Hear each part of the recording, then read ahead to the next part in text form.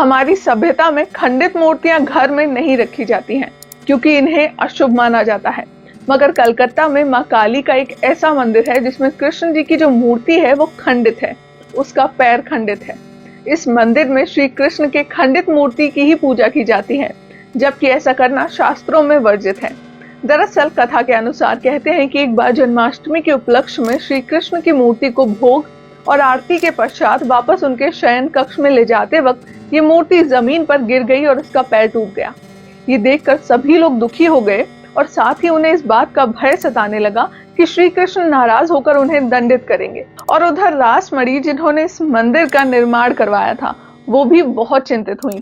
उन्होंने सभी ब्राह्मणों से इस बात का हल ढूंढने को कहा और तब उन्होंने उस खंडित मूर्ति को नदी में बहाकर उसके स्थान पर नई मूर्ति स्थापित करने की सलाह दी। लेकिन रासमणी को ये सुझाव पसंद नहीं आया और तब वो रामकृष्ण परमहंस के पास गई और उनसे मदद मांगी। इस पर परमहंस ने उनसे कहा कि यदि घर का कोई सदस्य बीमार हो जाता है या फिर विकलांग हो जाता है तो हम उसकी देखभाल करते हैं और उसकी सेवा करते हैं, ना कि उसका त्याग कर देते हैं। रासमणी को परमहंस की ये बात बहुत ही अच्छी लगी और उन्होंने फैसला लिया कि मंदिर में उसी खंडित मूर्ति की पूजा की जाएगी। कलकत्ता के इस तीर्थ स्थल को दक्षिणेश्वर काली मंदिर के नाम से जाना जाता है। आपको बता दें कि रासमणी शूद्र जमींदार की विधवा पत्नी थी। क्योंकि वो नीची जात से थी, इसीलिए उनके द्वारा बनाए गए इस मंदिर में लोग पहले पूजा करने नहीं आते थे, मगर बाद में इस मंदिर में मां काली खुद प्रकट होने लगी थी।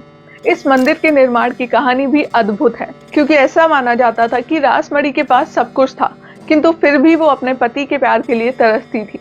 उसकी मां काली में अपार श्रद्धा थी।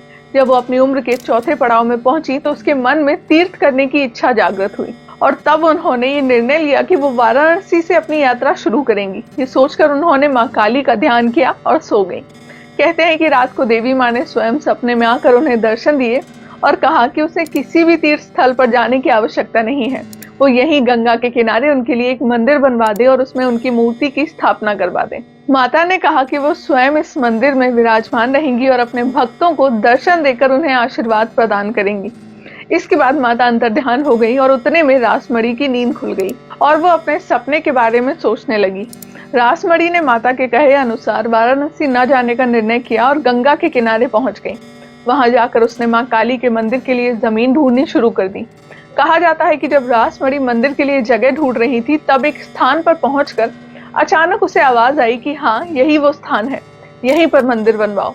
बस फिर क्या था, रासमणी के पास पैसों की तो कोई कमी थी नहीं। उसने फौरन ही मंदिर का निर्माण कार्य शुरू करवा दिया। ये बात 1847 की है और मंदिर बनकर तैयार हुआ 1855 में। मतलब कुल 8 सालों में देवी काली का ये भव्य मंदिर तैयार हुआ था। कहते हैं कि जब इस मंदिर का निर्माण हुआ था तब उस समय बंगाल में कुलीन प्रथा जोरों पर थी।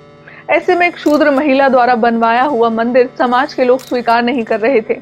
कोई भी पुजारी इस मंदिर में पूजा करने के लिए तैयार ही नहीं था और तब रामकृष्ण परमहंस ने इस मंदिर का पुजारी बनना स्वीकार किया।